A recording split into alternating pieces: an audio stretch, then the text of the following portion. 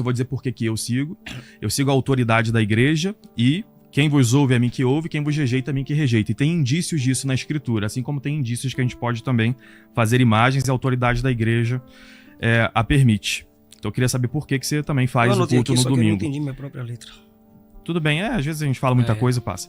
Depois, eu tô entendendo que o senhor tá dizendo que uma coisa é ter imagens. Então assim, essa igreja do Europos, por exemplo, tem essas imagens, mas elas não eram cultuadas. Tudo bem. Então, se uma imagem não é cultuada dentro da igreja... Agora. Já vou formular a pergunta. Então, se tem... Pelo que eu entendi, o senhor disse que se tem imagens que não são cultuadas, tudo bem. Poderia ter imagens didáticas ali, que é uma forma de pregar o evangelho. Igual a minha Bíblia aqui, né? Ela é papel e tinta. Se eu beijo essa Bíblia, eu levanto ela e digo que é a autoridade suprema. Eu não estou dizendo que é o papel e a caneta que é essa autoridade, né? Mas é o evangelho que ela contém. Da mesma forma, uma imagem com uma parábola, uma imagem de alguma coisa que aconteceu no evangelho, também é uma forma de transmissão do evangelho, ou uma música que a gente faz também, né, para Deus, e que a pessoa chora quando tá ouvindo essa música. Não é pra música nem pro cantor que a pessoa tá fazendo isso, é uma forma de transmitir o evangelho, igual o papel e a caneta aqui estão transmitindo. Então, se a gente pode ter sem culto, eu queria que o Senhor definisse o que é adoração. Já que eu posso ter a imagem e não posso adorá-la, o que é adoração a uma imagem? O que diferencia ou reverenciar a pessoa que está representada pela imagem e adoração a uma imagem?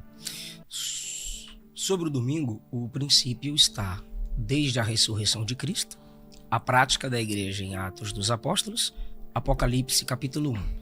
Eu não me considero alguém que guarda o sábado, como diz Hebreus, eu não me considero alguém que guarda nem o sábado nem o domingo, como diz o escritor aos Hebreus. O meu descanso não é um dia, é uma pessoa. Eu não descanso espiritualmente no dia, meu descanso espiritual é numa pessoa.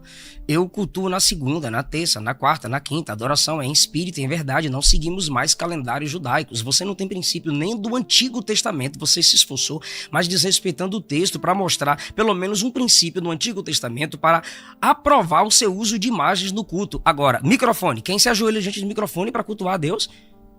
Telão. Quem se prostra diante de telão para cultuar a Deus? Para que é o telão? Para comunicar com as pessoas, ouvir e entender a mensagem. Vocês não escreveram para isso durante a história da igreja, para comunicar com as pessoas? Esses desenhos que você acabou de mostrar na igreja em Dureurum não foi para comunicar com as pessoas? Para que o microfone? Para que o telão? Pronto, se você concorda, então você não poderia ter usado esse argumento. Claro que sim, é o argumento para as imagens. Bora lá. Não, a imagem, você tem que entender que os apóstolos e Cristo deixaram as escrituras para nós instruirmos as pessoas e não as imagens. A imagem, vocês se prostram, vocês choram, vocês oferecem incenso, vocês oferecem saltério, vocês cantam, vocês invocam, vocês dão atributos divinos a mortos que já estão com o Senhor. Agora é o seguinte, ninguém cultua parede, telão, nem microfone. A comparação não dá muito certo, desculpa, é franqueza, mas é pífia, comparado ao que vocês usam no culto, tentando se comunicar com o Criador. Mas o que é adoração especificamente? O senhor já terminou a resposta? Eu já, mas então repito.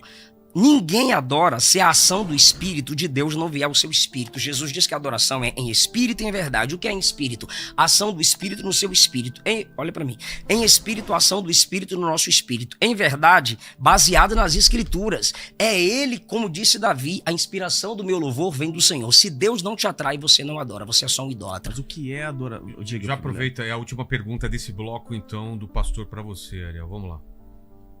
Você quer falar mais alguma coisa, pastor? Não, eu defini a adoração. Você pode completar e fazer a pergunta no final. Você tem. Não, eu já defini a adoração para ele. Então, pergunta para ele. Eu vou devolver então, porque eu não entendi a sua definição de adoração. Eu defino o que é adoração. O que é adorar a imagem? O que é adorar a imagem? O que é adorar a imagem? É simples, idolatria.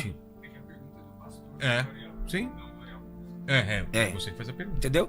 Para mim, na minha definição, a adoração é Deus trabalhando em você conforme Cristo disse. João capítulo 4, você não gosta de mandar as pessoas abrirem a Bíblia? Então abre a Bíblia aí, você que está em casa, Evangelho segundo escreveu João. Pastor, só pra gente não desviar do tema, eu quero saber o que o senhor define como adoração a uma imagem. Mas agora é a pergunta dele. Então quem está em casa, abre a Bíblia, por gentileza, Evangelho segundo escreveu João, capítulo de número 4, nas palavras do próprio Cristo Jesus. Evangelho segundo escreveu João, capítulo de número 4, a partir do versículo 21. Ele diz, mulher, crê-me que a hora vem, e que nem neste monte, nem em Jerusalém adorareis o Pai. Vós adorais o que não sabeis.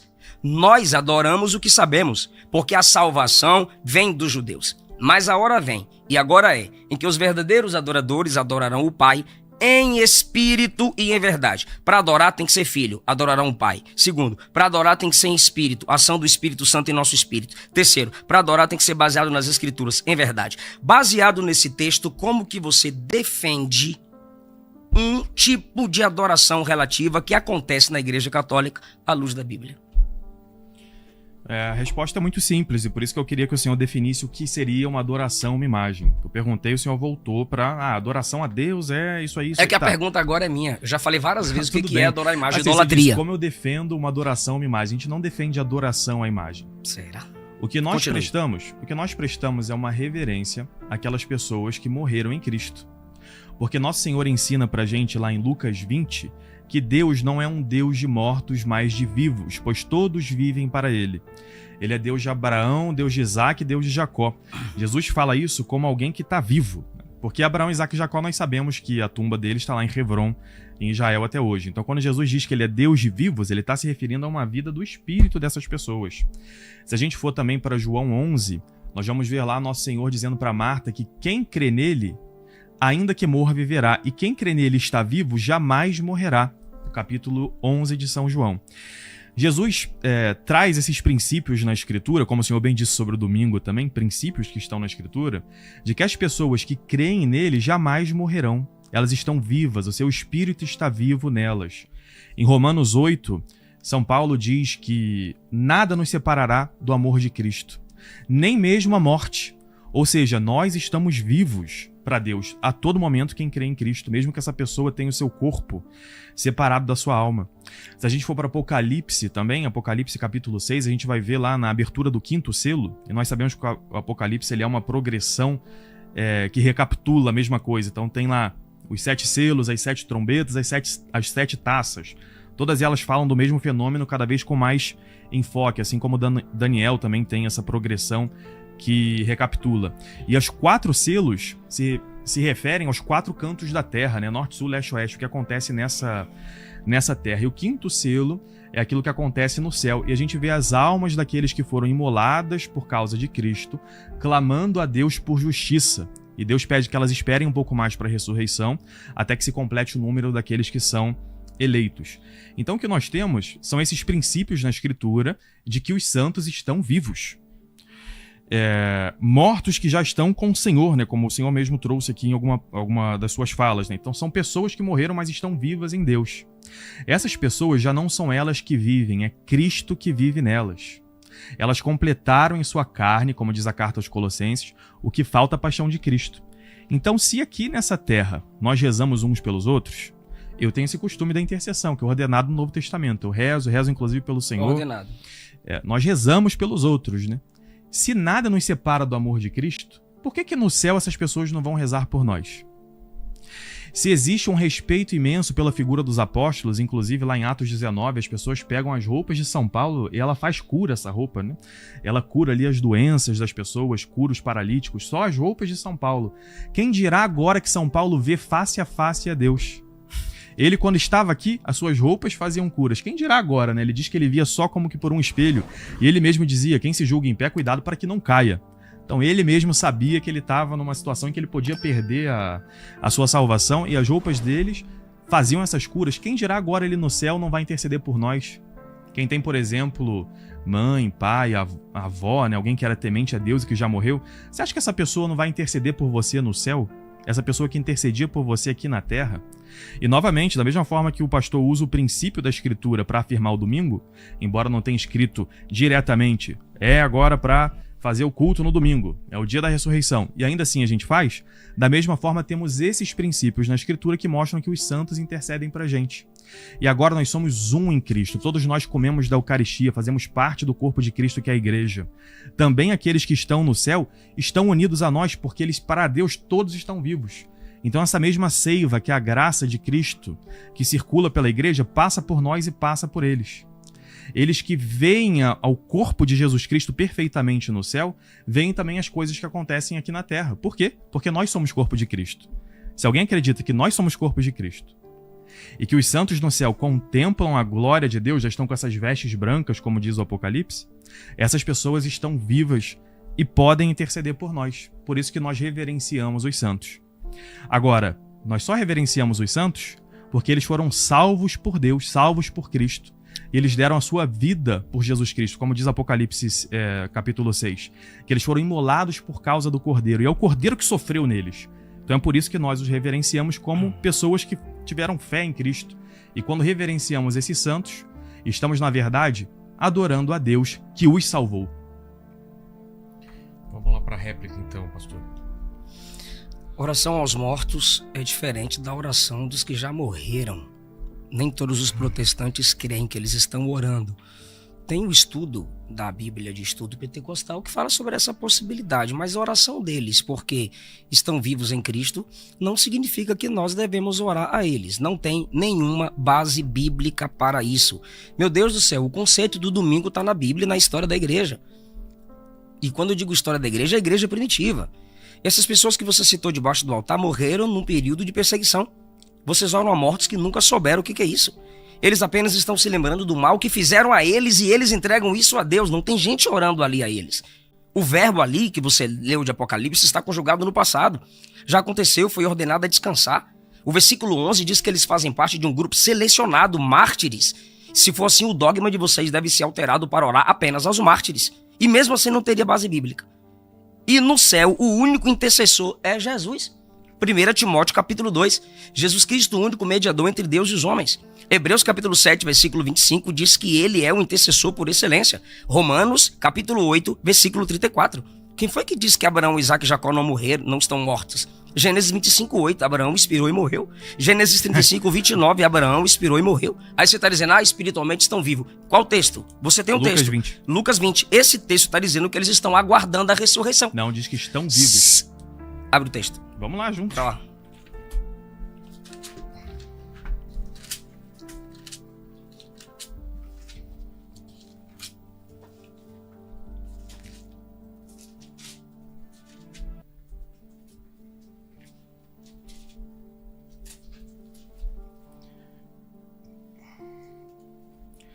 Lucas, capítulo 20, versículo 38. Ora, Deus não é Deus de mortos, mas de vivos, porque para ele vivem todos. Ok. Tá aqui. Lucas, capítulo 20, a partir do versículo 34. Eu preciso completar agora, porque... Vamos lá. eu preciso completar isso Não, aqui. pode. Eu Tem preciso tempo completar ainda. isso aqui.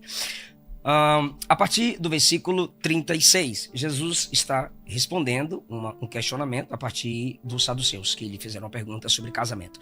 Os filhos deste mundo se casam e dão-se em casamento, mas os que forem havidos por dignos de alcançar o mundo vindouro e a ressurreição dos mortos, nem hão de casar, nem ser dados em casamento. Ele está falando sobre vida pós-ressurreição, onde semelhante aos anjos não haverá casamento, porque já não podem mais morrer. Já morreu, meu Deus do céu. E foram ressuscitados, são iguais aos anjos, são filhos de Deus, sendo filhos da ressurreição. 37.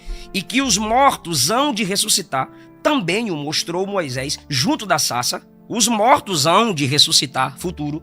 Deus, o Pai, mostrou isso a Moisés, estando ele junto da sarça, quando chama ao Senhor, Deus de Abraão, de Isaque e Deus de Jacó. Ora, Deus não é Deus de mortos, mas de vivos, porque para ele vivem todos. Concordo. Só que o mesmo texto está dizendo que eles estão aguardando a ressurreição, só ressuscita quem já morreu. Só que em Deus, Apocalipse 6. sim, eles estão vivos. Porém, em nenhum momento do texto está dizendo que se pode orar a eles, que eles vão responder. Aí está dizendo, então, o senhor concorda que diz que eles estão vivos e estão aguardando a ressurreição. Isso. E o que acontece em Apocalipse 6? São aqueles que foram imolados por causa do Evangelho. Não. Ele já terminou, agora é a réplica. Isso. Em Apocalipse 6, eles foram mortos por causa do Evangelho.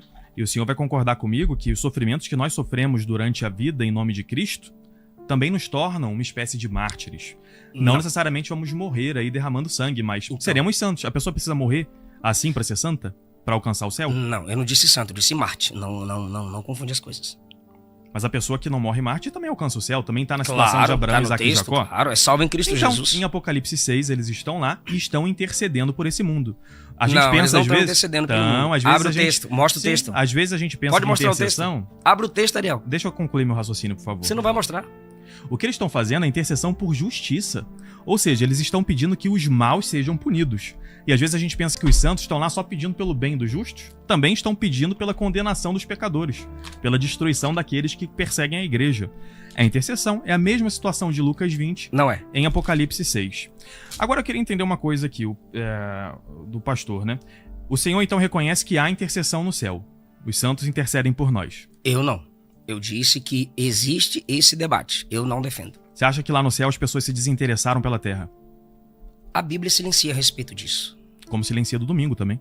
Não, a Bíblia não silencia a respeito do domingo. Você tá batendo em espantalho, você tá... Desculpe, você tá faltando com a verdade à luz da Mas Bíblia. tem princípios Jesus aqui ressuscitou também no pra isso. domingo, a igreja se reuniu no domingo, as cartas falam sobre se reunir no domingo, Apocalipse fala sobre o dia do Senhor, que é o domingo, e você quer colocar culto Lucas aos 20 mortos, fala- invencionice católica sobre Lucas domingo. 20 fala que os mortos estão vivos em Vivos, Cristo. mas não fala que eles estão orando, Bíblia nem ouvindo inteira a manda oração, fazer nem se intercessão. importando com o que acontece aqui na Terra. A Bíblia inteira manda fazer intercessão. Os Em vivos. Apocalipse 6, nós temos os santos se importando sim com o que acontece nessa terra. Abre o texto. Porque eles pedem que haja justiça. Eles olham o que está acontecendo nessa terra e pedem que haja justiça. Vamos lá para Apocalipse então para ler o texto. É a mesma Apocalipse, coisa. tempo, né, Vilela? Apocalipse capítulo 6. Apocalipse capítulo 6, quando chega o quinto selo. Vamos lá. Versículo 1 em diante. Então, na verdade, um pouquinho mais adiante aqui, no quinto selo. É no versículo 9 em diante. Primeiro temos 4 selos que representam o que acontece nessa terra, os 4 cantos, norte, sul, leste, oeste. Agora estamos na eternidade, o que acontece fora essa vida. Havendo aberto o quinto selo, vi debaixo do altar as almas dos que foram mortos por amor da palavra de Deus e por amor do testemunho que deram.